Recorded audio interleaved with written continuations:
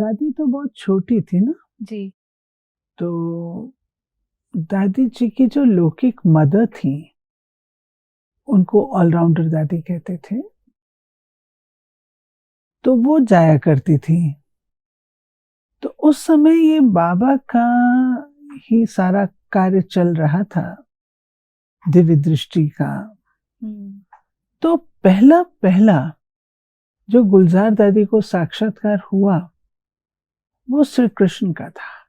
जी। दादी पहचान नहीं पाई। हुँ। देखा ट्रांस में, तो हुँ। माँ ने रिकॉग्नाइज किया कि ट्रांस में गई है। जी। आयु तो छोटी सी थी, जी। बच्ची ट्रांस में गई है। जी। तो उससे पूछा, तुमने क्या देखा? हुँ। तो दादी ये नहीं कहते हैं कि मैंने एक श्री कृष्ण देखा, मैंने बहुत सुंदर एक व्यक्ति देखा, जी। बड़ा अच्छा महल देखा, जी। महल में वो व्यक्ति था, तो देवता देखा। हुँ। तो ऑलराउंडर दादी का कौन देखा? हुँ। तो वो उनको नाम भी नहीं आता था गुलजार दादी को, उस वक़्त तो उतना नॉलेज भी नहीं होगा। छोटी थी ना। जी। तो फिर ऑलराउंडर दादी ने बहुत सारे चित्र दिखाए, जी। तो एक मिलता जुलता कोई चित्र था जो श्री कृष्ण का होगा। तो कहती है मैंने ये देखा। हुँ। तो वो दादी जी का फर्स्ट साक्षात्कार था। हुँ, हुँ, हुँ। तो दादी जी बहुत धनाढ्य परिवार के थे। हुँ। जो उनके पिताजी थे वो बिल्कुल भी इसके फेवर में नहीं थे ज्ञान के। तो काफी टसल चला, हुँ। और एक बार ऑलराउंडर दादी ने फिर अपने बच्चों को, स्पेशली गुलजार दादी को, बाबा को अर्पित किया और स्वयं भी आ गए। अच्छा। बीच में उनके पिताजी इनको ले गए, हुँ, हुँ, हुँ। पिताजी नहीं चाहते थे। ऑलराउंडर दादी को ये था हुँ। कि मैंने बच्ची बाबा को दी है, हुँ। भगवान को दी है, तो मैं इसको वापस नहीं ले सकती। जी। तो उन्होंने फिर गुलजार दादी को बाबा के पास भेजा।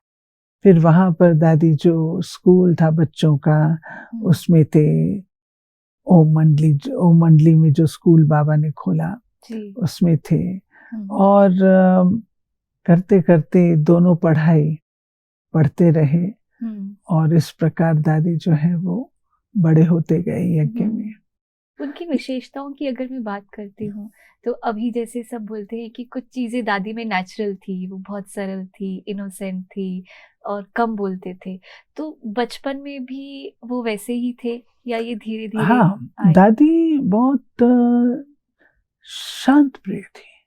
हुँ। इनका बचपन का नाम शोभा था। जी। और अगर आपने चित्र देखा हो, हुँ। तो दादी उसमें भी मेडिटेशन में बैठी हुई है, फ्रॉक पहने हैं, जी। बाल खुले हैं, हुँ। और मेडिटेशन में बैठी है। वो जो मौन का अभ्यास किया ना दादी ने 15 दिन, हुँ। उन 15 दिन में बहुत सारे राज खोले, हुँ। जो हमारे इस ज्ञान के राज जिसको हम कहते हैं, हुँ। वो खोले। हुँ। पहला था, एक बार जब 15 दिन की इस मौन में थे, तो दीवार की जो मुंडेर होती है जी। उस पर बैठे थे, और लोग भी बैठे थे। तो दादी ट्रांस में चले गए। जी। बच्चा तो अपने आप कुछ नहीं कर सकता ना, हुँ। जरूर ईश्वरीय अनुकंपा है, हुँ। जरूर बाबा ने ही उनकी रस्सी खींची होगी। जी। तो दादी ट्रांस में जब गए, तो वापस आए, तो मम्मा ने पूछा, तुम कहाँ थी, कहाँ गई, हुँ। और तुमने क्या देखा? तो दादी कहती है, मैंने बाबा ऊपर देखा। अच्छा, ब्रह्मा बाबा। तो समझ नहीं आया, ये बाबा तो यहाँ है, हुँ। ऊपर कैसे होगा? हुँ। तो फिर बाबा ने मम्मा को कहा, इसको अपने साथ रखो, हुँ। और जब ये नेक्स्ट टाइम जाए तो कहना, पूछे कि आप कौन हो। हुँ। तो मम्मा के साथ है। फिर जब दादी फिर गए ट्रांस में, हुँ। तो मम्मा ने कहा था, अगली बार जब तुम जाओ ना तो ये पूछना। हुँ। तो ये पूछा, तो उत्तर मिला संपूर्ण मूर्ति। ओके। ऊपर वाले ने कहा संपूर्ण मूर्ति। हुँ। संपूर्ण मूर्ति आके इन्होंने बता दिया। हम्म, अब बाल बुद्धि तो इतना विस्तार नहीं कर सकती है, जी। तो बता दिया। हम्म, तो बाबा समझ गए कि ये मेरा पुरुषार्थी जीवन है हम्म, और वो मेरा संपूर्ण जीवन है, संपूर्ण लाइफ है, मुझे ऐसा बनना है। हम्म, कैसा था ऊपर वाला? बहुत चमकीला था, बहुत ब्यूटीफुल था, बहुत शक्तिशाली था, हम्म, बहुत आकर्षक हम्म, था। तो दादी को जैसे कि अपने शब्दों में दादी ने चीजों को एक्सप्लेन वर्णन किया। किया, तो बाबा समझ गए कि मुझे पुरुषार्थ करके ऐसा बनना है। बनना है। हम्म, ऐसे ही और भी कई राज हम्म, जो अपने इसके हैं यज्ञ के, ज्ञान के, हम्म। वो उन्होंने खोले ध्यान कितनी के वंडरफुल द्वारा। बात है अगर देखा जाए तो। आम आत्माओं के लिए तो ये बहुत ही वंडरफुल बात है। जब दादी का ट्रांस का पार्ट शुरू हुआ, उसके बाद जब दादी बड़ी हुई और ब्रह्मा बाबा अ, अ, गए, तो जब दादी के तन में बाबा आना शुरू हुआ, तो दादी की स्थिति कैसी थी? क्या उन्होंने पहले से अपने आप को प्रिपेयर कर रखा था? मैं आपको बताती हम्म, हूँ, जब दादी छोटे थे हम्म, तो बाबा पत्र लिखते थे ना, जी। तो दादी एक दिन उनके साथ बैठे हुए थे, हम्म, तो बाबा ने कहा, बच्ची, जैसे बाबा के लाल अक्षर पढ़ कर के हम्म, भाई लोग खुश होते हैं, हम्म, एक दिन आएगा हम्म, तुम्हारे पत्र पढ़ कर के भी लोग बहुत खुश होंगे। हम्म, ये वरदान दिया बाबा ने। जी। दूसरा बाबा ने कहा, बच्ची, तुम्हारे नैन बहुत सेवा करेंगे। हम्म, एक दिन दादी समझा रहे थे किसी को, तो मम्मा वहां से निकली। बहुत पुरानी बात है, हम्म, ट्रांस में जब दादी कराची में थे, जी। हैदराबाद सिंध में थे, तब की बात है। दादी किसको समझा रहे थे, मम्मा वहां से निकली, तो मम्मा कहती, इतना मीठा आवाज किसका है, हम्म, कौन समझा रहा है? तो हम्म, कहा कि ये गुलजार समझा रही है। तो मम्मा ने कहा, इसकी वाणी बहुत सेवा करेगी। तो हम्म, ये तीन चीजें उपलब्ध हुई जी, वरदान के रूप से। जी। तो ट्रांस का पार्ट तो था ही दादी का। मैं बताना चाहूंगी रथ बनने से पूर्व की बात। हम्म, दादी इतने क्विक मैसेंजर थे, हम्म, मेरी आंखों देखी बात है। मधुबन में हम आए हुए थे, हम्म, बाबा गद्दी पे बैठे थे, साकार बाबा, हम्म, मैं बिल्कुल सामने बैठे। गुरुवार का दिन था, जी। संदेशी भोग लेके जाती हैं, गुलजार दादी भोग लेकर के जा रहे थे। बाबा ने कहा, बच्ची, गो सून एंड कम सून, हम्म, तो जाओ और तुरंत आओ, भोग लगाओ और आओ। हम्म, 3 मिनट का रिकॉर्ड होता है ना, जी। गीत बजा, चली कौन से देश गुजरिया तू सरधज। उन दिनों दूसरे गीत नहीं थे, जी, जी, जी। तो ये रिकॉर्ड बजा और दादी गए, बाबा को भोग लगाया, रिकॉर्ड खत्म होते होते वापस भी आ गए। ओह! 3 मिनट, इतने क्विक। क्यों? दादी की बुद्धि क्लियर थी। जो बात आपने नेचुरल वाली पूछी जी, ना, जी, जी। बुद्धि बहुत क्लियर थी, हुँ, और नेचुरल उनका साइलेंस का अभ्यास था। हुँ, तो जिसका साइलेंस का अभ्यास होता है, जी। उसकी कंसंट्रेशन बहुत अच्छी होती है। प्लस उन्हें सांसारिक बातों का भी ज़्यादा ज्ञान नहीं है। हाँ, डिटैच्ड, हुँ, एकदम दादी टोटली। डिटैच हो जाते थे, जी। अशरीरी सेकंड में हो जाते थे। हुँ, कोई दादी को मुश्किलात नहीं आती थी। जी। तो जैसे कि शिव बाबा ने इस रथ को तैयार किया, जैसे शिव बाबा ने ब्रह्मा रथ को तैयार किया वैराग्य आदि के द्वारा, ऐसे शिव बाबा ने जैसे इस रथ को भी साथ साथ तैयार किया। किया। गुड। अब ये तो एक it was just taken unawares, no one expected कि कि भाई ऐसा ब्रह्मा होगा। बाबा व्यक्त हो जाएंगे। जी।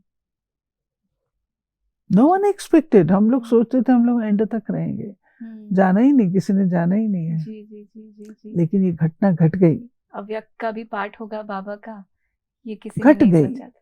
हुँ, घट गई। अब दिव्य दृष्टि हुँ, से जब गुलजार दादी वतन में गए, हुँ, और बातें मैं छोड़ देती हूँ, जी। लेकिन जब गुलजार दादी वतन में गए, बाबा को कहा, बाबा, बहुत सारे प्रश्न उठ रहे हैं, हुँ, तो उन प्रश्नों के उत्तर आप देंगे। हम्म, बाबा ने कहा, बच्ची, बाबा सब प्रश्नों के उत्तर देंगे। और बाबा ने उनको दृष्टि देते देते जैसे गुम कर दिया, और बाबा स्वयं उनके तन में यहाँ पर आ गए। ओके। उनको पता ही नहीं है।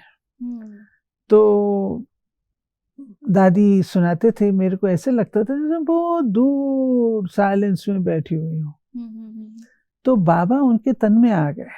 ये 21 जनवरी की बात आए। बाबा ने मुरली सारी चलाई, सारा सिस्टम सेट किया, जो क्वेश्चन थे उन सब क्वेश्चंस के आंसर्स दिए। और जब बाबा वापस गए तो फिर दादी को इमर्ज किया बाबा ने। तो दादी ने कहा, बाबा आप वो प्रश्नों के उत्तर देने वाले थे। तो बाबा ने कहा, बच्ची, मैं सब काम करके आया हूँ। अच्छा। और सब बता के आया हूँ। और बाबा ने उनको वापस भी दिया। ये उनका फर्स्ट था। और जब दादी को पता चला कि उनके तन में शिव बाबा आ रहे हैं, तो उनका रिएक्शन कैसा था? कुछ नहीं, ये दादी की बहुत बड़ी विशेषता थी कि दादी बहुत ही नम्र स्वभाव के थे। ईगोलेस, निरहंकारी थे। जरा भी नशा अभिमान नहीं था। क्योंकि बाबा को ऐसा रथ चाहिए था जो बाबा के गुणों को दिखा सके। बिल्कुल। अगर बाबा के गुणों को वो रथ नहीं दिखा सकता तो वो नहीं बनेगा ना। बिल्कुल। बाबा कैसे अपने आप को स्पष्ट करेगा? जी। टेढ़े बांके के द्वारा तो नहीं कर सकता। नहीं कर सकता। तो बाबा ने जैसे इस आत्मा को तैयार किया हुआ था। दादी में बहुत ब्यूटीफुल गुण थे। मतलब देखा जाए तो वो एक कंप्लीट मॉडल थी, जिन्होंने पूरा अपना जीवन सरेंडर कर दिया। पूरा अपना था। तन भी, मन दादी भी। ज्ञान की देवी थी। नंबर 1 भाषण करने वाली, ज्ञान का मनन चिंतन करने वाली। जी। नंबर 1 ट्रांस मैसेंजर थी। No one can come up to her level. उतना ही अच्छी रीति से बाबा की बात को कैच करके लिखती भी थी, एक्यूरेटली। जब दादी संदेश लिखते थे तो कोई इर्द गिर्द नहीं होता था। पूरा संदेश एक्यूरेटली लिखती थी, कुछ भी उसमें फर्क ना पड़े। एग्जैक्टली जो फुल देखा। कॉन्सेंट्रेशन। हाँ, क्लियर बुद्धि, कैचिंग पावर अच्छी, ज्ञान युक्त बुद्धि, और फिर मीठा, मधुरता थी, सरलता थी, नशा नहीं था, निर्माण थी। तो ये निमित्त भाव। जी। निमित्त भाव, मैं निमित्त हूँ। बाबा ने खुद बैठ करके दादी की महिमा की है। इसके अंदर समाने की शक्ति है, पवित्र है, सरल बुद्धि है। कितनी महिमा की बाबा ने। तो बाबा ने जैसे इनको तैयार किया, तो बाबा ने ही इनको आगे गाइड भी किया कि कैसे तुमको रहना है। उनके जीवन के पुरुषार्थ की बात करें तो दादी खुद के जीवन में क्या मतलब ऐसा विशेष करती थी? दादी जो बातें बाबा मुरली में समझाते हैं, दादी सिर्फ उनको प्रैक्टिकल में करती थी। दादी लिखते भी थे? दादी की डायरियां हैं। दादी मुरली से पॉइंट्स लिखते थी, भाषण के पॉइंट्स लिखते थे। वो डायरीज अवेलेबल हैं। दादी बहुत लिखने पढ़ने की शौकीन थी, और पढ़ाती भी अच्छा थी, स्वयं भी अच्छा लिखती थी। तो इस प्रकार से दादी के अंदर ये सब स्वाभाविक गुण थे, और स्वाभाविक गुण होने के कारण से तो उनको कोई एफर्ट नहीं करने पड़ते थे। मेहनत कर रहे हैं, पुरुषार्थ कर रहे हैं, एक्स्ट्रा योग लगा रहे हैं, एक्स्ट्रा ये। No, I have not seen. दादी फुल अटेंशन रखती थी हर बात पर। बाबा ने मुरली में पढ़ाया है ना, बाबा ने कहा है ना, जो बाबा ने कहा है वो मुझे करना है। बाकी और लोग तो बैठ करके घंटों योग में बैठेंगे, घंटों। दादी ऐसा नहीं करते थे। दादी ने हर बात को, बाबा की हर बात को अपनी लाइफ में इंटीग्रेट किया हुआ था। उसको जीवन का हिस्सा बनाया हुआ था, जी। तो आपको ऐसे नहीं लगे ये दादी ने पुरुषार्थ करके ये किया। आपके जीवन की जब बात करते हैं दीदी, आप भी बचपन से दादी से जुड़े हुए हैं, तो जब आप पहली बार दादी से मिले, तो आपका अनुभव कैसा था? मैं स्कूल कॉलेज पढ़ती थी, अपने पेरेंट्स के साथ आती थी हुँ, और गर्मी की छुट्टियों में मधुबन ही आते थे। जी। तो क्योंकि पेरेंट्स ज्ञान में चलते थे, तो हुँ, हम बच्चों का भी दादियों के साथ अच्छा नज़दीक का संबंध हुँ, बच्चे के रूप से था।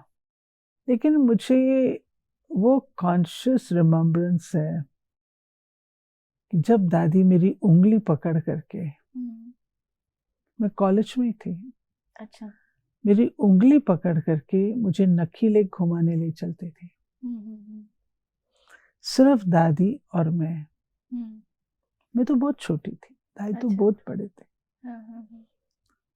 तो दादी रास्ते में मेरे से पूछा करती थी, हुँ, तुम्हारी एम क्या है? तुम हुँ, क्या करना चाहते हो? हुँ, आदि-आदि। हुँ, फिर दादी बातचीत करती थी और हम लोग नक्की लेक में एक जगह होती थी धोबी घाट, हाँ, हाँ, उसको हाँ। कहते थे। तो शाम के टाइम पर वो क्लीन होता था, तो हम लोग वहाँ जा कर के बैठ जाते थे। हुँ, फिर दादी कहते थे, अच्छा चलो थोड़ी देर बाबा को याद करते हैं। हुँ, ऐसी अच्छी-अच्छी बातें करके फिर वहाँ ऐसे दादी मेरे को ले चल, तो मेरे को उस समय सच पूछो तो मुझे उस समय कुछ ये नहीं था हुँ, कि क्या, लेकिन मुझे इस बात की पूरी याद है कि दादी मेरे से सवाल पूछा करते थे। हुँ, माना जैसे उनकी नज़र हुँ, पड़ी मुझ पर कि इस आत्मा को हमने बाबा सब का बनाना है। हुँ, हुँ, हुँ, हुँ, उस भाव से दादी जी बात करते थे हुँ, और मैं भी फ्रीली बात करती थी उनसे। हुँ, जो भी बात होती थी दादी हुँ, पूछते थे, सारा दिनचर्या कैसे होती है, क्या करते हो, कॉलेज में क्या पढ़ते हो, आदि ये सब पूछते हुँ, थे। सारी सब बातें शेयर बताएँ। करते थे। तो वो जैसे दादी की जो रूहानियत थी, हुँ, दादी की जो मिठास थी, हुँ, वो बहुत मुझे प्रिय लगती थी।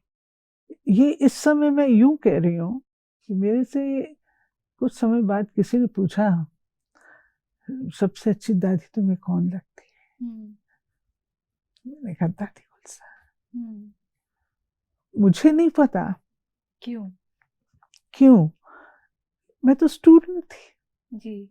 अभी तो सेंटर पर भी नहीं थी, हुँ, लेकिन मेरे मुख से ये निकला था। आज मुझे इस समय याद आ रहा है। जी। और उसके बाद तो फिर जब पढ़ लिख कर के आई यज्ञ में, हुँ, तो ये मेरा भाग्य रहा कि हुँ, मुझे दादी के साथ, उनके साथ तो क्या, उनके संरक्षण में, उनकी छत्र छाया में सब कुछ सीखने का मौका मिला। हुँ। वो आपकी टीचर, आपके गुरु भी बनी। आपको अंग-संग रखा, आपको गाइड किया और काफ़ी सेवाएँ भी की हैं दादी ने आपके साथ। दादी ने हमने दादी के साथ की है, हमने जी। दादी से सीखा है। हुँ, हुँ। दादी के साथ हम लोग पैदल-पैदल जाते थे। हुँ, हुँ, हुँ। जी।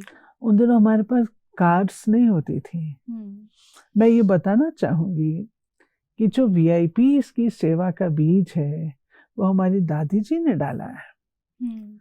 जगदीश भाई और दादी गुलज़ार होते थे, जी, तो डॉक्टर राधाकृष्णन जी को जी, सबसे पहला मेमोरेंडम दिया। जी। हमारे रजौरी गार्डन की जो ज़मीन थी, हुँ, हुँ। वो सरकार ने एक्वायर कर ली थी। हुँ। वो किसी ने दी थी। बहुत सिंपल पीपल। हुँ, हुँ, हुँ।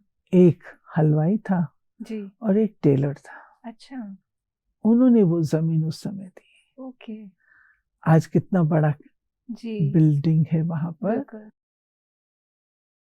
तो वो ज़मीन सरकार ने ले ली। ये जो बात बाबा कहते हैं ना कि अगर हमको ये देंगे तो हम 10 वर्ष के अंदर भारत को स्वर्ग बनाएँगे, हुँ, ये उस समय की बात है। ओके, दादी और जगदीश में मेमोरेंडम ग्रुप ले गए थे, मेमोरेंडम दिया था, परंतु वो ज़मीन हमको मिली नहीं उस समय, अच्छा, उन्होंने दी नहीं। अच्छा। बहुत साल बाद, अब दादी के मन में था, हुँ, तो बहुत साल बाद जब पांडव भवन बना तो वहाँ पर एक वकील आए, हुँ, लाल चंद्रवत जो कि बहुत प्रसिद्ध वकील थे, जी, क्लास के स्टूडेंट थे। हुँ, एक दिन दादी कहती है, लालचंद भाई, हमारी एक ज़मीन है हुँ, जो सरकार ने ली हुई है, जी। और हमको मिली नहीं है। लालचंद भाई ने कहा, वो तो जैसे कोई शिकार ढूंढते हैं ऐसे, उन्होंने कहा दीदी मेरे को बताओ। फिर वो पूरी फाइलें वगैरह, लंबी कहानी है, लेकर, क्योंकि वंडरफुल बात ये थी वो जमीन पहले मम्मा के नाम पर, अच्छा। अब मम्मा है नहीं। फिर उसके बाद ये ट्रांसफर बाबा के नाम पर, बाबा साकार नहीं है, तो बहुत डिफिकल्ट पोजीशन थी, जी। But he was also very capable, he was able to pull out. तो आज वहाँ पर जो सबसे बड़ा केंद्र अगर मैं कहूँ जो रिंग रोड पर है, वो हमारा रजौरी गार्डन है, वो दादी गुलजार ने उसको, तो सेवाएं वीआईपी की, मिनिस्टर्स को मिलना, औरों को मिलना, प्रेसिडेंट, ये सब दादी जी ने शुरू किया था। तो फिर जब मेरे को मौका मिला, मैं दादी के साथ रहना शुरू की, तो फिर दादी जी मेरे को अपने साथ लेके जाते थे, ब्रिजन भाई जाते थे, ब्रिजन भाई स्कूटर पर जाते थे और हम दोनों ऑटो में जाते थे। और उस एरिया में वहाँ पे ऑटोज नहीं जा सकती थी। अच्छा। तो हम लोगों को वो केवल, क्योंकि रॉयल एरिया था वो, लुटेन दिल्ली जिसको कहते हैं, तो उसमें आजकल तो ऑटोज चल रही हैं, उस समय नहीं चलती थी जी। बहुत दूर से लेनी पड़ती। तो बहुत सारी सेवाएं दादी जी के साथ चल करके, जो रामलीला ग्राउंड की बात है, अगर मैं दादी जी की बात बताऊं, तो रामलीला ग्राउंड 73 में हम लोगों ने बहुत बड़ा मेला वहाँ ऑर्गेनाइज, पहला मेला, और बहुत बड़ा, सारे भारत के भाई बहनों ने मिलकर के किया था।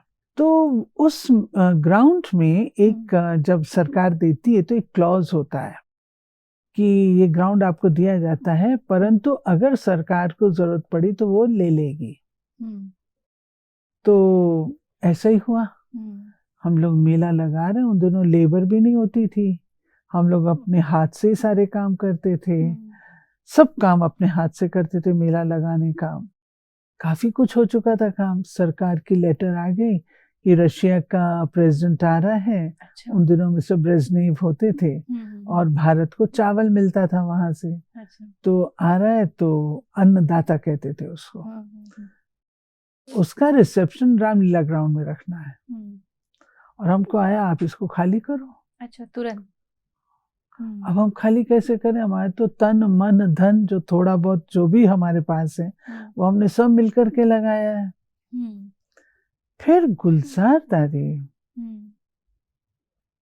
हम लोग को साथ लेके, अन्य बहनों को कभी जब कभी भिन्न भिन्न जो पावर में थे उस समय, उनके पास गए और करते कराते अंत में वहां पे दुर्गा जी की वो भी लगे, किसी ने राय दी कि आप दुर्गा जी की ये जो स्टॉल लगा रहे हैं उसको पहले तैयार कर लीजिए, ताकि वो मूर्ति स्थापित हो जाती है एक तरीके से। और इंदिरा जी ने अपनी सेक्रेटरी को भेजा, जाके देख के आओ। तो उसने जाके कहा वहां तो देवी जी स्थापन हो गई हैं, उसको अगर हम हटाएंगे तो बहुत खराब होगा। तो फिर हम लोग को वो ग्राउंड मिल गया। तो उसमें गुलजार दादी का बहुत बड़ा रोल था। और दादी जी ने, दादी सुनाते भी इसको बहुत अच्छी तरह थे कि कैसे ये ग्राउंड, और अखबारों में आया कि सरकार को इनके आगे झुकना पड़ा। अच्छा, मतलब कोई प्रॉब्लम आ जाती थी तो उसको भी वो बहुत अच्छे से और सॉल्व दादी कर जब लेते भी वीआईपी से मिलते थे तो दादी को योग में बहुत विश्वास था, तो वीआईपीस को योग का अभ्यास जरूर कराते थे। अच्छा।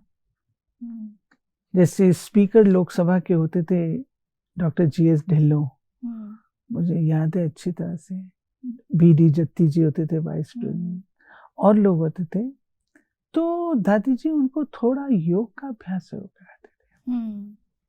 और सब करते भी थे बहुत रुचि से, बहुत रुचि से, उनको बहुत प्रिय लगता था।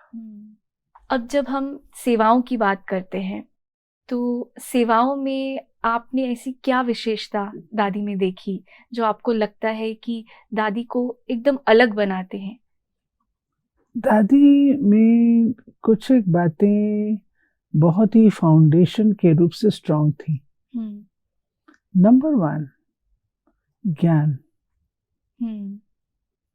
ज्ञान दादी को इतना स्पष्ट था जो कोई भी सवाल कोई पूछे तो उसका उत्तर बहुत अच्छा देती थी। हम्म, सटीक आंसर होता था, राउंड अबाउट नहीं, हम्म, एक सेंटेंस में जवाब दे देगी, जो कम में एकदम स्पष्ट एंड बिल्कुल क्लियर। To the point. हम्म, एक मिसाल सुनाती हूँ। जी। दादी कहती थी एक एक मिनट हम्म, की कितनी वैल्यू होती है, हम्म, एक मिनट में हम याद करते हैं उसका भी। कई लोग कहते हैं एक हमको टाइम नहीं मिलता, दादी कहते हैं 1 मिनट भी मिलता है ना, 1 मिनट भी करो। जैसे आप खाना खाते हो, हम्म, खाना खा उसके बाद टेस्ट बना रहता है ना, जी। ऐसे ही आप 1 मिनट शिव बाबा को याद करो, उसका जो प्रभाव है वो बना रहेगा। बना रहेगा। सिंपल सा आंसर है। हम्म, ऐसे ही दादी कहते हैं ज्ञान। दूसरा, दादी प्रैक्टिकल थे, जी। आदर्श थे, हम्म, वो जो कहती थी सो करती थी। करके दिखाते थे। बोलती बहुत कम थी, जी। बोलती कम थी, करती ज्यादा थी। हम्म, और तीसरा, दादी के अंदर नम्रता बहुत थी, झुक जाना। जी। चौथा, दादी के अंदर कभी भी अहम नहीं आया। जिनके तन में भगवान आते हैं, आप सोचिए आज तो हम थोड़ा सा भी कुछ पद पाते हैं तो हमें इतना अहंकार आ जाता है। दादी को बिल्कुल नहीं, क्योंकि मैंने तो दादी के साथ बहुत क्लोज क्वार्टर में रह करके सब दादी के साथ उनका व्यवहार देखा है। दादी बिल्कुल छोटी कन्या की तरह बड़ी दादी के सामने होती थी। मैं आपको एक इंटरेस्टिंग बात सुनाती हूँ। हमारे पास एक चित्र है, 3 दादियां हैं उसमें खड़ी हुई जी। तो उसमें गुलजार दादी सबसे लंबे हैं जी। तो हम लोगों का दादी आप सबसे बड़े हो, तो कहती नहीं मैं बड़ी नहीं हूँ। दादी प्रकाशमणि के लिए कहती है ये स्टेटस में बड़ी है। दादी जानकी के लिए कहती है ये आयु में बड़ी है, और मैं शरीर में बड़ी हूँ लंबाई में। ऑलवेज निर्माण, पोलाइट, ये जो बात है, और मिठास, ये जो चीजें हैं ये सेवा में बहुत काम में आती है। जी। एक बार हमारी जो पोस्टल स्टैम्प थी बाबा की, वो निकलनी थी, परंतु कुछ मिसअंडरस्टैंडिंग से 2 दिन पहले उसको कैंसिल कर दिया। वो निकलनी थी राष्ट्रपति भवन से, प्रेसिडेंट डॉक्टर शंकर दयाल शर्मा थे, उन्होंने निकालनी थी, रिलीज करनी थी। उसके बाद हम लोगों ने सेलिब्रेशन रखी थी, तो किसी गवर्नर ने लिख दिया उनको, प्रेसिडेंट को, कि वो पहले उनके आईएएस ऑफिसर पर्सनल सेक्रेटरी रह चुके थे, लिख दिया कि ये जो है ना ब्रह्मा कुमारी पहले आपसे करा रही है, उसके बाद औरों से करा रही हैं। तो वो बात जब राष्ट्रपति भवन पहुंची तो ये तो नहीं होना चाहिए, नहीं करना चाहिए। हमने तो सेलिब्रेशन के रूप से रखा था, तो जब कैंसलेशन का आया तो ये किसको कैसे स्वीकार करेंगे जी। तो दादी को बताएगा। फिर दादी जी को लेकर के गए, ब्रजमोहन भाई गए, एक मेंबर पार्लियामेंट गए, दादी जी गए, हम लोग भी गए, लेकिन हम लोग बाहर रहे, दादी अंदर थे।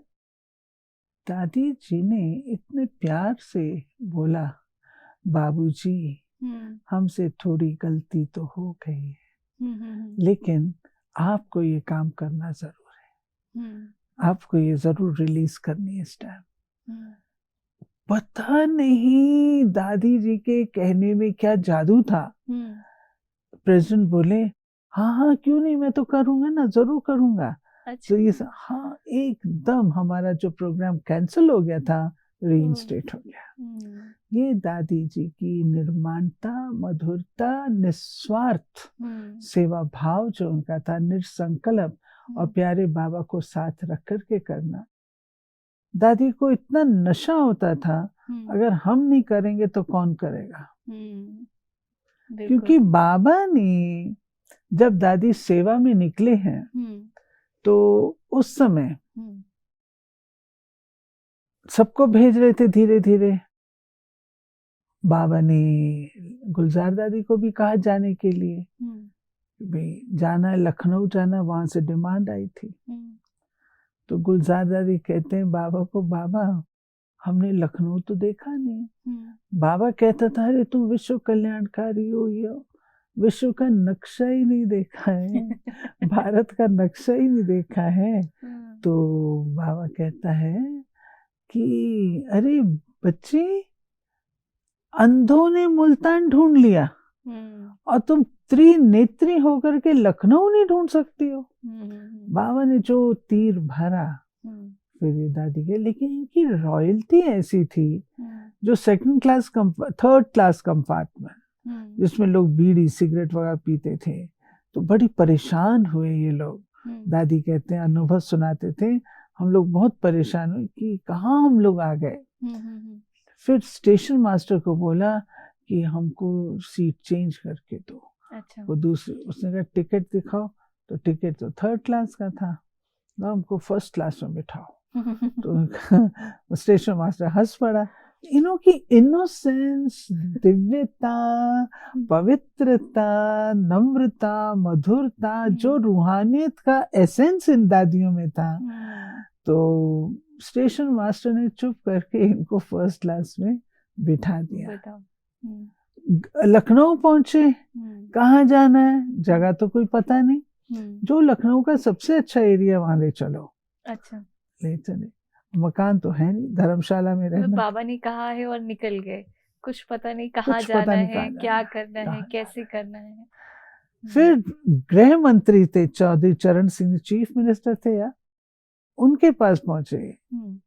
शायद उनसे पूर्व कोई थे, गोविंद वल्लभ पंत थे, तो उनके पास पहुंचे। हमको मकान चाहिए। तो मकान तो सरकार थोड़ी देती है रहने के लिए, तो हमको तो हम तो सेवा में है, हम तो भारत की सेवा कर रहे हैं। वो नशा था ना, हम भारत की सेवा कर रहे हैं। तो उन्होंने एमएलए क्वार्टर्स दिए, जहां से सेवाएं आरंभ हुई, और कई वर्षों तक दादी जी उन एमएलए को राखी भेजते रहे। वो मैं पांडव भवन से भी भिजवाते थे दादी। अच्छा। भेजते रहे। इनको नशा था, हम अपने तन मन धन से हम भारत को स्वर्ग बना रहे हैं, ये दादियों को नशा था। कभी ऐसी कोई सिचुएशन आई, परिस्थिति आई जहाँ पे बहुत नेगेटिव सिचुएशंस हैं, तो दादी उसको कैसे हैंडल करते थे उस वक्त? दादी के सामने हापुड़ का हंगामा हुआ था, लेकिन उस समय दादी छोटे थे, दादी के ऊपर बड़े थे, चंद्रमणि दादी और थे। दादी के सामने नेगेटिव वाला जो रामलीला ग्राउंड का सुनाया आपको जी। ऐसे ही एक आध और भी हुआ, जिसमें दादी हम लोग को योग के लिए कहते थे। मैंने नहीं देखा कि कोई भी ऐसा इंस्टेंस रहा हो जहाँ दादी फेलियर हुई हो, या दादी को जहाँ ज्यादा एफर्ट्स करने पड़े हों। नेगेटिव दादी के आगे आता ही नहीं था। अच्छा, अगर कोई बहुत जोर शोर से कोई बात कहता था, उल्टी पुल्टी कहता था, तो दादी ना शांत हो जाते थे, कुछ बोलते नहीं। अभी मेरे को याद आता है, कुछ आत्माएं ऐसी थी जिनमें बहुत क्रोध था, और बहुत ज्यादा दादी को जैसे सताने वाली बात होती है ना, जोश। दादी कुछ नहीं करते थे, दादी एकदम शांत हो जाती थी, साइलेंस हो जाती थी। और मैंने देखा कि दादी जा करके अपने रूम में कभी या तो विश्राम में चले जाते थे, और बाबा की याद। अगर आप कभी दादी को विश्राम करते हुए देखेंगे, आपको लगेगा ही नहीं दादी विश्राम कर रही है। ऐसे लगता था जैसे दादी बाबा की याद में। तो दादी कभी भी बाबा को अपने से सेपरेट नहीं समझते थे। जो आज हम कहते दादी और बाबा, बाबा और दादी, ये जैसे जुड़े हुए थे, कंबाइंड थे। दादी जानकी कहती कंपेनियन, दादी गुलजार कहती थी कंबाइंड। हमको कोई सेपरेट कर नहीं सकता। तो दादी के आगे ऐसी कोई वो नहीं आती थी। दादी कहती अच्छा चलो ये हो गया ना, अभी क्या करना है। इतना शांति से धीरे से बोलती थी, इतनी धैर्यवत होकर के, और थोड़ा अभी बताओ अभी क्या करना है, बस हो गया ना, अभी बोलो क्या। तो अगला व्यक्ति सोचता था मैंने ऐसा किया ही क्यों, किया ही क्यों। और दादी को फुल फेथ होता था अपनी सफलता में, क्योंकि कभी भी अनराइचियस काम तो करना ही नहीं है ना, राइचियस है ना। और ये पूरा फेथ है, कोई भी बात नेगेटिव है उसके ऊपर पॉजिटिविटी की विजय है। तो दादी को वो जो फेथ होता था उससे, और बाबा साथी है, कंबाइंड है, तो कोई भी बात ऐसी नहीं। अंतिम स्थिति की जब बात करते हैं, जो दादी के आखिरी जो कुछ साल रहे, तो वो बोलते हैं दादी का पूरा तपस्या काल था, दादी पूरी कर्मातीत अवस्था में थी। तो उस वक्त का समय दादी का कैसा था? आप दादी से मिले तो आपको कैसा फील हुआ? देखिए, दादी में इतने वर्षों से दादी तपस्या करते रहे, तो दादी के अंदर साइलेंस का बल, तपस्या का बल, योग का बल, सद्भावना का बल एकत्र हो चुका था। दादी बोलते नहीं थे ज्यादा, शुरू से नहीं बोलते थे। मीटिंग्स में दादी को जबरदस्ती बुलवाते थे, दादी कुछ तो बोलो। तो इस समय जब दादी की प्रकृति की ये थी, शरीर ठीक नहीं था, तो लास्ट के 2-3 वर्षों में दादी ने प्रकृति जीत का पाठ, कोई कर्मेंद्रिय मेरे को सताए नहीं, मैं वशीभूत ना हूं जी, उसके ऊपर विजयी रहूं। कभी दादी के चेहरे पे शिकन नहीं देखा, दर्द के भाव नहीं देखे जी। ये तो आमतौर पर लोग परेशान हो जाते हैं। एक इंजेक्शन भी लगता है तो 4 बार ऐसा दादी तो दादी उस समय पावरफुल होने के कारण दादी 2 शब्द भी बोलते थे तो वो जैसे बहुत अमृत जैसे थे। ऐसे ही दादी से मैं कभी लिखवाती थी, मुझे अच्छा लगता था, दादी का वो स्वरूप रहना चाहिए। फाइल पर कोई साइन कराने हैं कुछ करके मैं कराती थी। दादी बड़े प्यार से करते और दादी को अच्छा भी लगता था। दादी सिर्फ हम लोगों से ये कहते थे, जो इर्द गिर्द भी बहनें थी, शांत, बाबा को याद। तो दादी में हमने प्रकृति जीत का देखा, प्रकृति पति का देखा, प्रकृति दासी जिसको हम कहते हैं, प्रकृति पति, अर्थात कोई भी चीज दादी के लिए ऐसी नहीं थी जो अवेलेबल ना हो सके। डॉक्टर्स हैरान होते थे, कहते थे आप ये ऑर्गेनाइज कर लेंगे? नीलूबेन कहती थी हाँ, दादी के लिए तीनों लोकों से चीज आ सकती है। तो कोई, ये प्रकृति दासी की निशानी है, क्योंकि दादी ने कोई चीज अपने लिए स्वीकार की नहीं, स्वयं की लाइफ को बहुत सिंपल रखा। वो तो पूरे समर्पित ही थे। तो सब चीज जैसे दादी के लिए अवेलेबल, लेकिन दादी उतनी अनासक्त थे। यज्ञ से स्नेह इतना था, जो दादी के सामने कणा दाना लोग सफल करने के लिए रखते थे, तो नीलूबेन कहती दादी ये मैं रख लूं, यहाँ भी खर्चा होता है। कहती नहीं, ईशु को भेज, यज्ञ में जाओ। तो जो टोटल, जैसे कहते हलवा तैयार होता है तो किनारे छोड़ देता है जी, उसी रीत से दादी की अवस्था थी। तो दादी को जैसे पहले से आभास हो गया था कि ये अब मेरा समय आ गया है, हमको लगता है। तो दादी अपने आप को पूरा, इतनी क्लियर बुद्धि थी। रुक्मणी दादी ने शरीर छोड़ा तो बताया उनको, कहती हाँ वो मुझसे छुट्टी लेके गई है। अच्छा। जानकी दादी के लिए क्या, जानकी कहा हाँ वो मुझे मिल करके गई है। तो रूहानी स्तर पर, हायर लेवल पर दादी विचरण कर elevated रही थी, कर्मा थी, स्टेज पर विचरण कर रही थी, हम्म, वो इस धरती पे थी नहीं। हम्म, तो इस कारण से जो दादी का लास्ट का समय में पिछले 1 महीने में जब दादी रहे वहाँ, हम्म, मैं 13-14 दिन दादी के साथ थी। जी तो दादी को ऐसे जैसे शरीर पड़ा है और दादी न्यारी है, कोई और रिएक्शन नहीं दादी और हम लोग को जैसे मेंटली डिटैच करती जा रही है हम्म, कि आपको जो करना है बेशक शरीर के साथ, हम्म, हम्म। लेकिन दादी, और डॉक्टर्स का वहां पे क्या कहना था? डॉक्टर्स डॉक्टर्स कोई छोटे डॉक्टर्स नहीं थे। जो हॉस्पिटल वो भी ए ग्रेड, और जो डॉक्टर्स थे वो भी भारत की गणमान्य डॉक्टर्स। डॉक्टर्स के पास टाइम नहीं होता है, डॉक्टर तो पेशेंट को देख करके और भागते हैं, जी और रिलेटिव्स को पीछे पीछे जाना पड़ता है।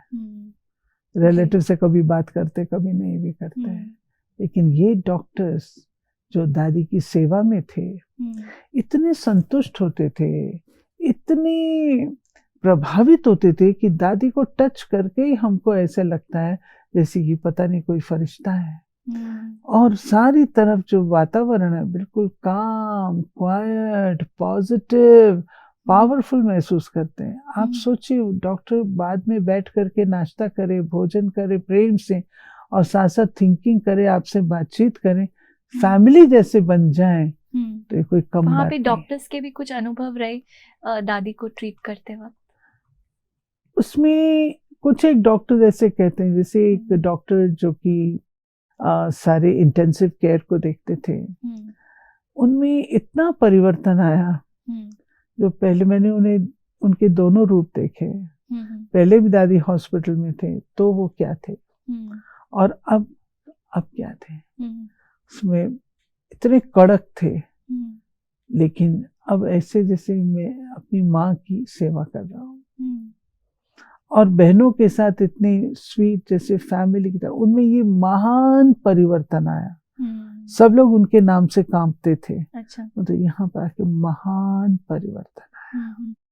जो उनके इतने मेलो डाउन, इतने सॉफ्ट, इतने स्वीट नेचर हो गए, हम एक्सपेक्ट ही नहीं करते थे। डॉक्टर और थे जो दादी के हार्ट का ध्यान रखते थे, वो मुस्लिम कम्युनिटी से थे। अच्छा परंतु जब दादी की संभाल करते, कहते हैं मेरे को लगता है कि दादी अल्लादीन का चिराग है, मैं जो मनोकामना करता हूँ मेरी पूरी हो जाती है। अच्छा और मेरी दुआ स्वीकार होगी, जरूर मैं दादी के लिए दुआ करूंगा। तो जब आते थे हार्ट अच्छा फंक्शन करता था तो कहते थे मेरा ऑर्गन ठीक फंक्शन कर रहा है। दूसरे आते थे मैं लंग्स का ध्यान रखता हूँ, मेरे लंग्स ठीक काम कर रहे हैं। तीसरे आते थे मेरा ये इसका ध्यान रखता हूँ, मेरी ये चीज ठीक काम कर रही है। मतलब दादी के ऑर्गन सब बिल्कुल ठीक चल हाँ रहे थे। बिल्कुल ठीक। लेकिन दीदी अब जब एकदम आखिरी का जब समय आता है, जब शरीर से आत्मा निकलती है, तो उस वक्त क्या आप वहां पर थे? नहीं, ये मेरा भाग्य नहीं रहा। मैं दिल्ली एयरपोर्ट पे पहुंच चुकी थी जी जी जी बॉम्बे जाने के लिए जी। लेकिन उस समय समाचार मिला कि बहुत दादी सीरियस हो गई, शायद नहीं रहेगी। तो मैं वापस आ गई और अब वो आ गए। उससे 4-5 दिन पहले ही मैं मिल के आई थी। जी जी जी। तो दादी का जो लास्ट स्टेज थी, जैसे बहनें सुनाती हैं, कहते सब लोग सामने थे, परंतु किडनी और हार्ट के बीच में खेल चल रहा था, तो उसको मेंटेन करने की कोशिश करते थे, जो हो नहीं पा रही थी। और दादी ने शिवरात्रि का दिन चूज किया होगा, तो सबके झंडे वगैरह हो गए। दादी कितनी अच्छी तरह से गई, भोग लग गया, झंडे सबके हो गए, झंडारोहण हो गया। उसके बाद दादी ने चूज किया जाना। तो कहते हैं उस समय सब डॉक्टर्स भी सामने थे, सब लोग, बहनें भी सामने थी। दादी ने सबको दृष्टि दी। और लास्ट में एक डॉक्टर जो दादी की पूरी संभाल करते रहे, आकाश शुक्ला, वो पहुंच नहीं पाए थे। जैसे दरवाजे से उन्होंने प्रवेश किया और दादी के सामने आए, दादी ने ऐसे देखा, आंखें भींची, तो जैसे दादी दृष्टि देते देते, हम्म, तो इस प्रकार दादी ने मेंटली बहनों को जो दादी की संभाल कर रही थी उन्हें डिटैच कर दिया था, क्योंकि ये भी सेवा है। जी। अगर दादी के जाने के बाद बहनें डिस्टर्ब हो जाएं तो क्या बात हुई। बिल्कुल। तो दादी ने उनको जैसे मेंटली डिटैच कर दिया, उनको प्रिपेयर कर दिया था प्रिपेयर उस कर स्थिति दिया के लिए। अभी अगर जैसे बात करें कि दादी को जब हम देखते हैं तो हमें तो बाबा ही याद आते हैं। हम सब ने दादी को, बाबा को तो नहीं देखा है, लेकिन उनके थ्रू हम बाबा से मिले हैं। देखिए, हम ड्रामा के एंड पे हैं और बाबा ने साकार रूप में ही मुरलियां चलाई हुई हैं। जी। बच्चे, एक दिन आएगा जो तुम साकार को मिल भी नहीं पाओगे, छू भी नहीं सकोगे, आप भी नहीं सकोगे। वो हुआ जी। अव्यक्त रूप से। बाबा ने 3-4 बार मुरलियों में कहा है, आखिर भी कब तक, शरीर का भी ध्यान रखना, आखिर भी कब तक। तो बाबा ने संकेत तो दिए हुए। फिर बाबा ने ये भी कहा हुआ है कि बाबा से मुलाकात अगर अब होगी तो अव्यक्त रूप में ही होगी। तो अब हमको अव्यक्त बनना है। बिल्कुल। अव्यक्त बनकर के अव्यक्त वतन के वासी बनना है। जी। जब बाबा कहता है कि तुम आ जाओ, तो हम क्यों नहीं जाते? हम बाबा को खींचते हैं। तो बाबा ने तो अपना पूरा पाठ किया। अब बाबा कहते हैं, मैं आया था तुमको वापस ले चलने के लिए, अब तुम अपनी जर्नी तैयार करके अव्यक्त वतन में आओ। अमृत वेला क्लब ज्वाइन करो। I like that word. Yes, Amrit Vela club. Yes, उसको ज्वाइन करो। बाबा की मुरली में था। तो जब हम ये करेंगे तो धीरे धीरे करते करते तो परिवर्तन होगा ना। तो बाबा से अब भी हम मिलते हैं और मिलते ही रहेंगे। बाप बच्चों से कदापि अलग नहीं हो सकते, लेकिन अब बच्चे बड़े हुए हैं, अब उनका काम है वतन तक आना। मैंने सुना है कि दादी गुलजार ने टीचर्स ट्रेनिंग शुरू की थी, उन्हें हाँ, कन्याओं से बहुत प्यार था। बाबा को हैंड्स चाहिए। हाँ जी। तो जब सेवाओं का आरंभ हुआ तो दिल्ली कमला नगर पहला सेंटर था जी। और कुछ कुमारियां उसमें निकल रही थी। तो बाबा चाहते थे इन कुमारियों को ट्रेन अप किया जाए। तो दादी गुलजार और जगदीश भाई होते थे, स्टार्ट किया।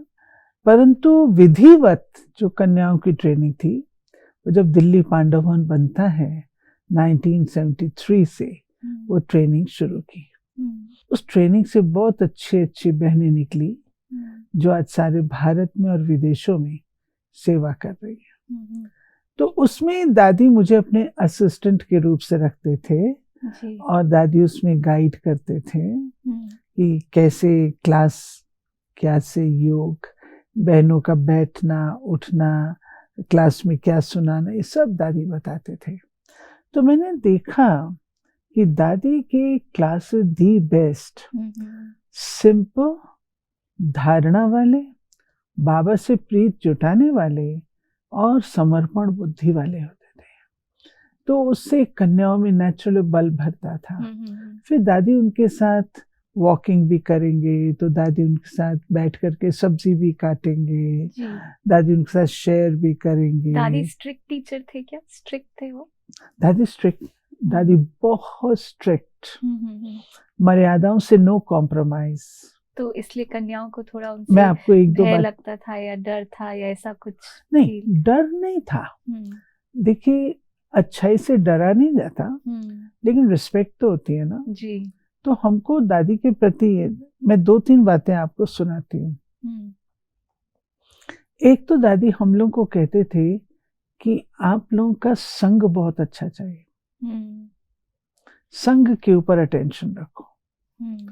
किसके साथ आप बात करते हो, उठते बैठते हो, उसका प्रभाव पड़ता है।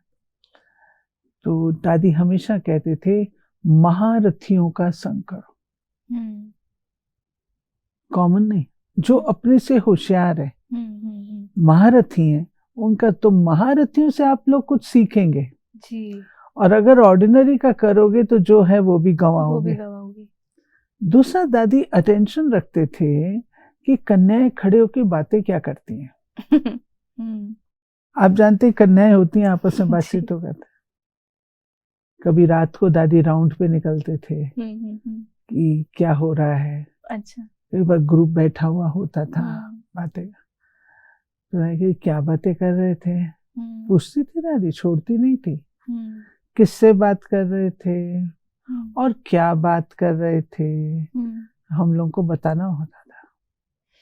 हम गुल नहीं कर सकते थे क्योंकि दादी बहुत इंटेलिजेंट थे, हम्म, फास्ट पिकअप था, क्लियर बुद्धि थे। पकड़ लेते थे। तो हम लोग, दादी को वो भी पता लग जाता था कि इस बातों को घुमा रहे हैं। हमारे।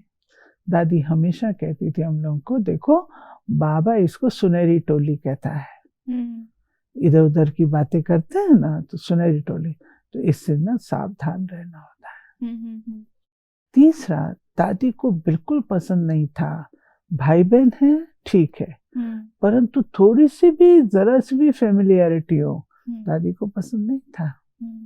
उदाहरण के रूप से एक बार एक ग्रुप जा रहा था मधुबन, ट्रेन में जैसे बैठते हैं ग्रुप सारा होता, बैठे थे तो इधर बहनें बैठी थी, भाई बैठे थे, तो बहन एक थी, उसके साथ ही कई भाई बैठे। तो शाम को चाय पानी तो समोसे खाए, तो बहन ने अपनी थाली से एक समोसा निकाल करके, उसको एक चाहिए था, दो नहीं चाहिए थे, तो जो एक्स्ट्रा था उसने उठा के नेक्स्ट भाई जो बैठा था उसकी प्लेट में डाल। अब ये बात किसी ने नोट कर ली और जाकर के दादी को वापस आकर के सुनाई।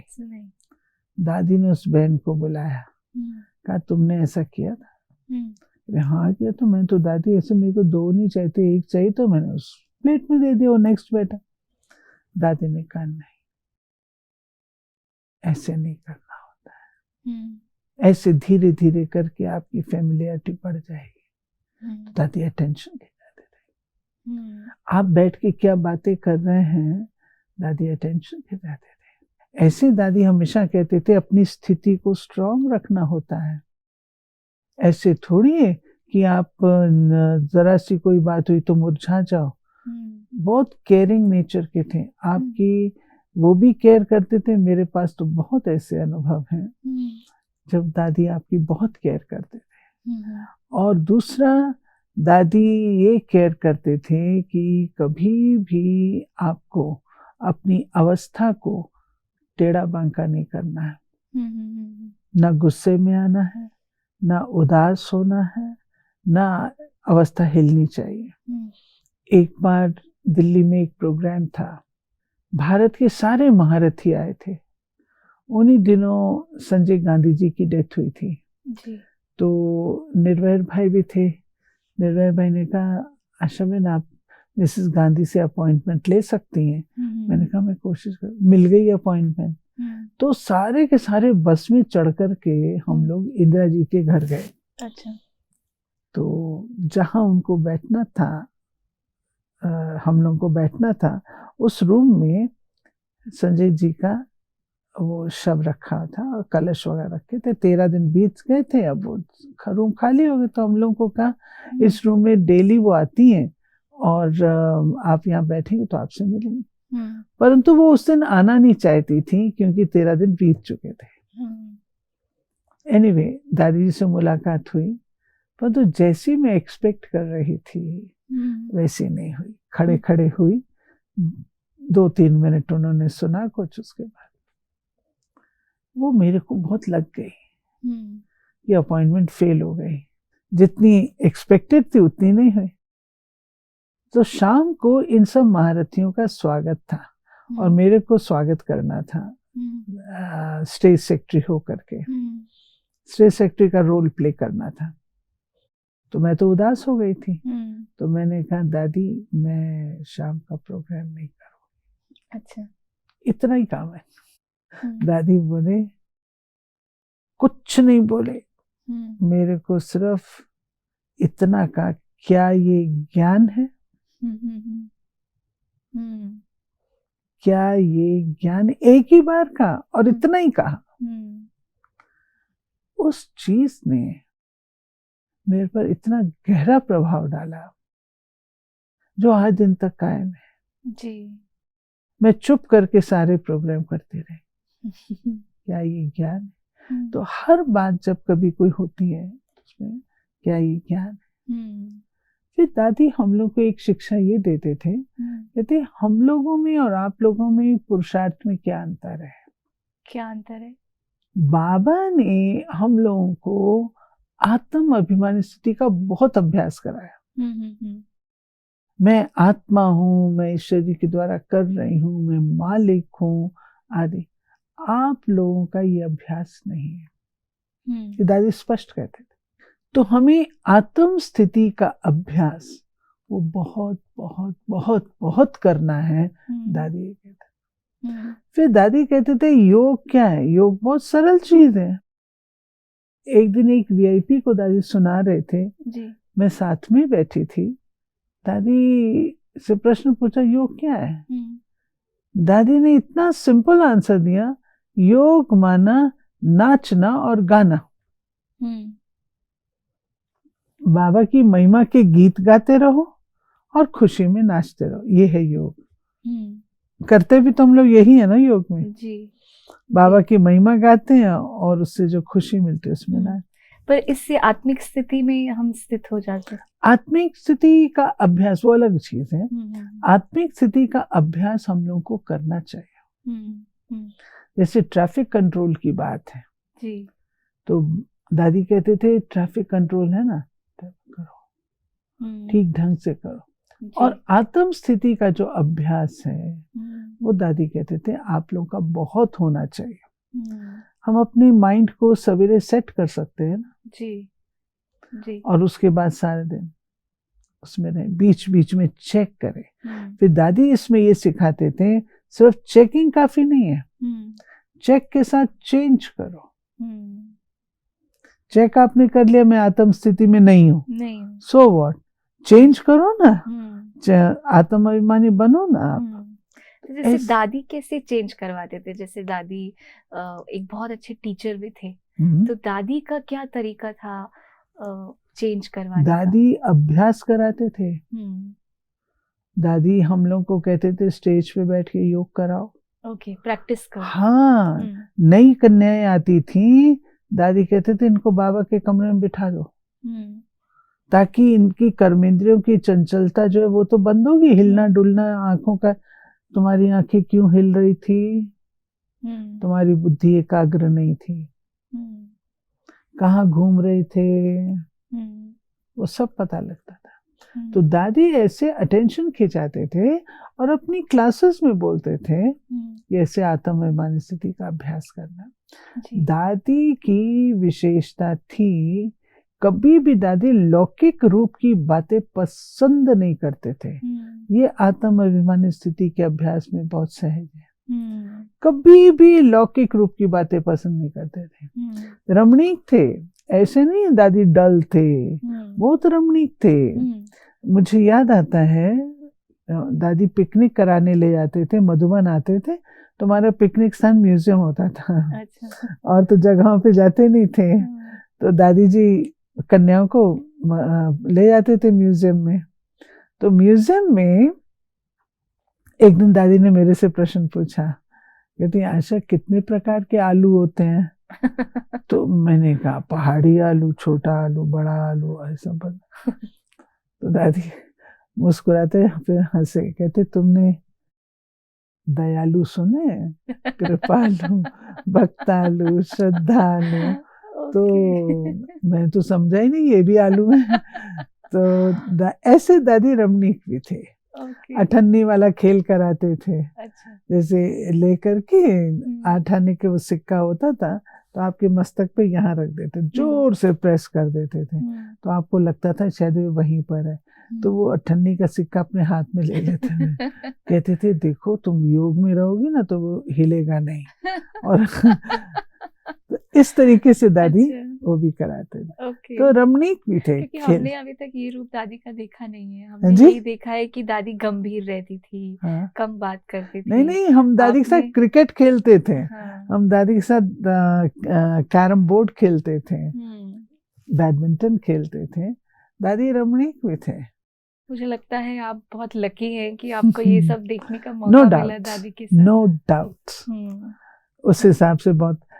आप ये सोचो, भगवान की प्रिय आत्मा, हुँ, सारे विश्व में इतनी श्रेष्ठ आत्मा। मैंने तो ये एक दिन कहा था, वो योग योगेश्वरी, हुँ, ज्ञान ज्ञानेश्वरी, हुँ, सबके दिलों पर राज्य करने वाली, प्रकृति जीत, प्रकृति पति, हुँ, और बाबा की अति प्यारी हुँ, ऐसी आत्मा थी जिसने हर एक मैं नहीं समझती दैवी हुँ, परिवार में, या जो कोई उनके संपर्क संबंध में आया हुआ होगा, हुँ, मैं नहीं समझती कि कोई हुँ, उससे नाखुश रहा। जी, मैं बिल्कुल। नहीं समझती। हुँ, दादी वीआईपीज को तो ऐसे अपना फ्रेंड बना लेती थी। हुँ, हुँ, हुँ, मैं नाम नहीं लेती हूँ, लेकिन किसी की पर्सनल लाइफ में कोई ट्रेजेडी हुई, हुँ, मैंने गाड़ी से, कार में थी मैं दादी के साथ, मैं फोन उनको करवाया। उस आत्मा ने अभी लिखा हुँ, कि आपने मेरे लाइफ में ये ट्रांसफॉर्मेशन लाया, ब्रॉड हुँ, आउटलुक दी, हुँ, और इतना प्यार से, रिस्पेक्ट से वो भाई हमेशा दादी से मिलते रहे, क्योंकि वो उनको दिल को स्पिरिचुअल पावर जो थी दादी की, वो टच की, स्पिरिचुअल वर्ड्स टच किए। हुँ, ऐसे ही एक और भाई थे हुँ, जो बहुत बड़े एडवोकेट, हुँ, अपने ईश्वरी विश्वविद्यालय के, हुँ, बहुत सारा काम करते हैं। एक दिन दादी से मिलाने के लिए बुलाया, तो वो बहुत स्टिफ प्रकार के हैं। हुँ, दादी कहती है आप मेरे फ्रेंड हो। मैंने नहीं सुना था कभी जिंदगी में दादी किसी को बोले कि तुम मेरे फ्रेंड हो। हुँ, हुँ, हुँ, दादी ने उनको बोला आप मेरे फ्रेंड हो, हुँ, और इतना पिघल गए वो भाई, इतना हुँ, पिघल गए याद कर। जी, तो ऐसे डॉक्टर अब्दुल कलाम हुँ, हुँ, हुँ, राष्ट्रपति थे। जी, जब वो डीआरडीओ के थे तो मधुबन आए थे, हुँ, बाबा से मिले, और उसके पश्चात उनके लाइफ में बहुत परिवर्तन आया, वे प्रेसिडेंट बन गए। हुँ, प्रेसिडेंट बनने के बाद वो दादी से रेगुलरली मिलते थे। ओके, जब हुँ, दादी दिल्ली आते थे तो मिलते थे। दादी जी को राष्ट्रपति भवन में बुलाते, हुँ, दादी जाते थे, उनके साथ साइलेंस के ऊपर चर्चा करते थे। हुँ, गार्डन में बैठ करके डॉक्टर अब्दुल कलाम, दादी जी, मैं, ब्रिजन भाई होते थे, बहुत गहरी चर्चाएं करते थे। हुँ, साइलेंस का क्या महत्व है, हुँ। साइलेंस से क्या प्राप्ति है। मतलब उनके अंदर वो पावर भी थी कि वो किसी को भी अपनी तरफ आकर्षित कर लेते थे। और प्रभाव। अदरवाइज़ क्या होता है वीआईपी लोगों से मिलना और हाँ, दादी तो इतनी सरल रही, यस, लौकिक दुनिया इतनी देखी नहीं। तो वो कॉन्फिडेंस से जाना, बात करना, हाँ। वो तो शक्ति ही करवाती है। दादी कभी नहीं सोचते थे ये वीआईपी है या ये साइंटिस्ट है या हुँ, ये है। दादी समझते थे बाबा के बच्चे हैं, हुँ, बाबा के बच्चे हैं। हुँ। तो उनसे उसी सहज लहजे से बात दादी बात करते थे। करते थे। जी। डॉक्टर अब्दुल कलाम जी के तो बहुत सारे ऐसे एक्सपीरियंसेस दादी जी के साथ हुँ, हैं। हुँ, हुँ। बाबा से मिलने के लिए वे आते थे, अच्छा। 2 बार बाबा से मिले। हुँ, हुँ। तो ये भी एक विशेष बात है, जो भावना है तब तो। तो दादी एक्चुअल में चाहते क्या थे? दादी ब्राह्मणों से क्या चाहते थे? दादी जाते-जाते क्या मैसेज था ऐसा जो देना चाहते थे? गुलज़ार दादी को हमेशा नंबर 1 रहना पसंद था, हुँ, हुँ। हर बात में। हुँ, तो दादी हमेशा दिल्ली वालों को कहते थे, हुँ, दिल्ली वालों को A1, हुँ। A1, इवन हमेशा A1 रहना है। हुँ, हुँ, हुँ।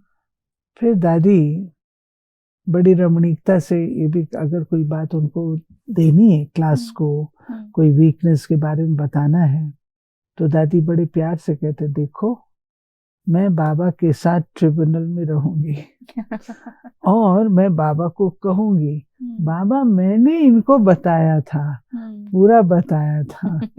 तो दादी ऐसे भी हम लोग को चेतावनी देते थे।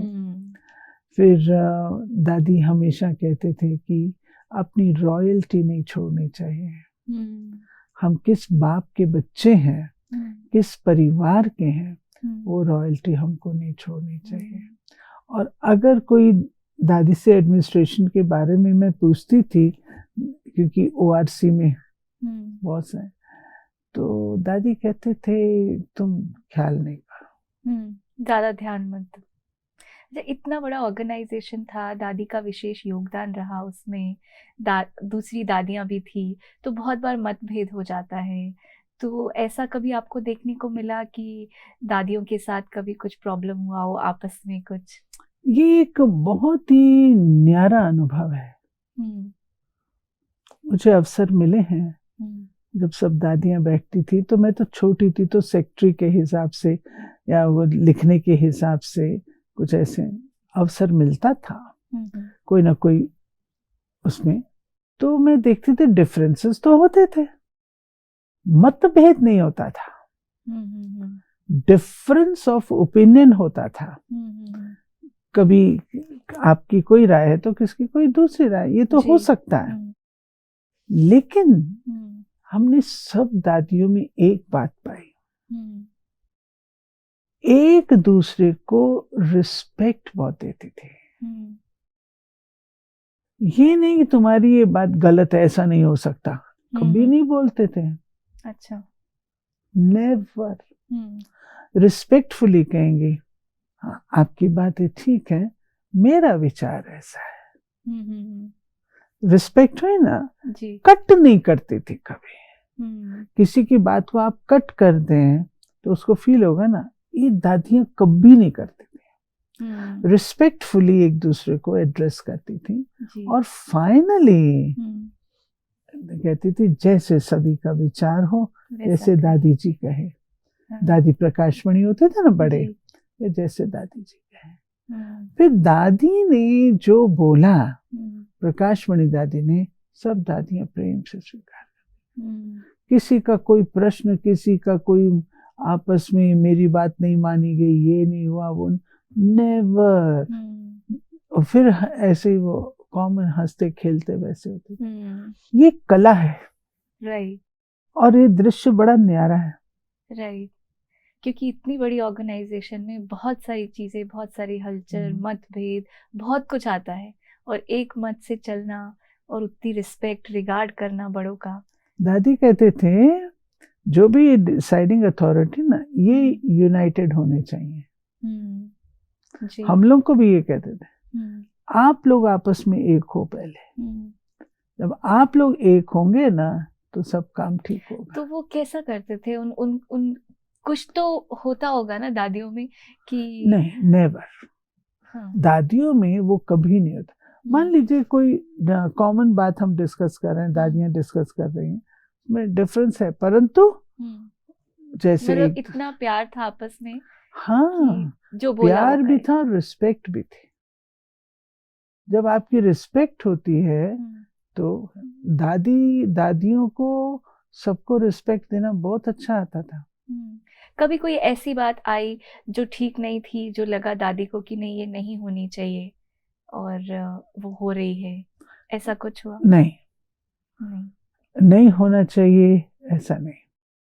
अगर है तो कोई ना कोई ड्रामा में कल्याण है, एक्सेप्ट कर लेते थे। एक्सेप्ट करना, कोई ना कोई ड्रामा कल्याण है, इसलिए कभी भी उलझन में नहीं आए वे लोग, कभी भी ऑपोजिशन में नहीं आए, कभी भी डिफरेंसेस में नहीं आए, मतभेद में नहीं आए, एक रहे।